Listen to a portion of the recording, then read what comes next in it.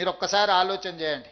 మోతీలాల్ నెహ్రూ గారు వేల కోట్ల రూపాయల ఆస్తులను దేశానికి జాతికి అంకితం చేశారు. పండిత్ జవహర్లాల్ నెహ్రూ గారు దేశ స్వతంత్ర పోరాటంలో 10 సంవత్సరాలు జైలు శిక్ష అనుభవించారు.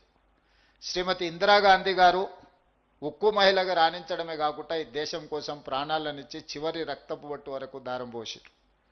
వారి వారసత్వం నుంచి వచ్చిన రాజీవ్ గాంధీ గారు ఈ దేశ సమగ్రత కోసం ప్రాణాలు ఇచ్చారు. వారి ఆశయాన్ని కొనసాగించాలని శ్రీమతి సోనియా గాంధీ గారు పడ్డ శ్రమ, ఇద్దరు చిన్న పిల్లల్ని ఒళ్ళో పెట్టుకొని ఈ దేశం కోసం వారు సర్వం త్యాగం చేసి ఈ దేశానికి నాయకత్వ సమస్య వచ్చినప్పుడు కాంగ్రెస్ పార్టీకి దేశ నాయకత్వానికి అండగా నిలబడి ఒక మంచి నాయకత్వాన్ని సోనియా గాంధీ గారు అందించారు.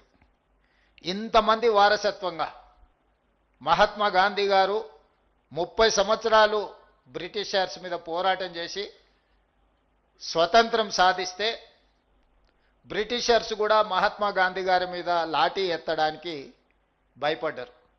కానీ స్వతంత్రం వచ్చిన కొద్ది నెలల్లోనే భారతీయులమని చెప్పుకునే రాజకీయ పార్టీలు తూటాలతో మహాత్మా గాంధీ గారిని నేలకొరగదీసిండ్రు. అంటే బ్రిటిషర్స్ కూడా ధైర్యం చేయలేదు మహాత్మా గాంధీ గారిని టచ్ చేయడానికి. కానీ భారతీయ జనతా పార్టీ వారసత్వం ఉన్న వాళ్ళు మహాత్మా గాంధీ ప్రాణాలనే బలిగొన్నారు. మహాత్మా గాంధీ గారి దేశం కోసం ప్రాణాలు ఇచ్చారు. ఇందిరాగాంధీ గారి దేశం కోసం ప్రాణాలు ఇచ్చారు. రాజీవ్ గాంధీ గారి దేశం కోసం ప్రాణాలు ఇచ్చారు. ఈ లెక్కన ఈ వారసత్వంతోనే రాహుల్ గాంధీ గారు కూర్చున్న ఇంట్లో ఈ దేశానికి ప్రధానమంత్రి కావాలి. కష్టమనేది తెలియకుండానే ఈ తరంలో వారు ప్రధానమంత్రి కావాలి.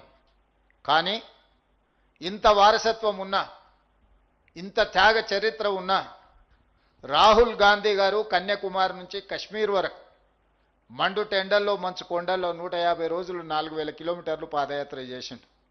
తెలంగాణ రాష్ట్రంలోనే 22 రోజులు 375 కిలోమీటర్లు పాదయాత్ర చేసిండు.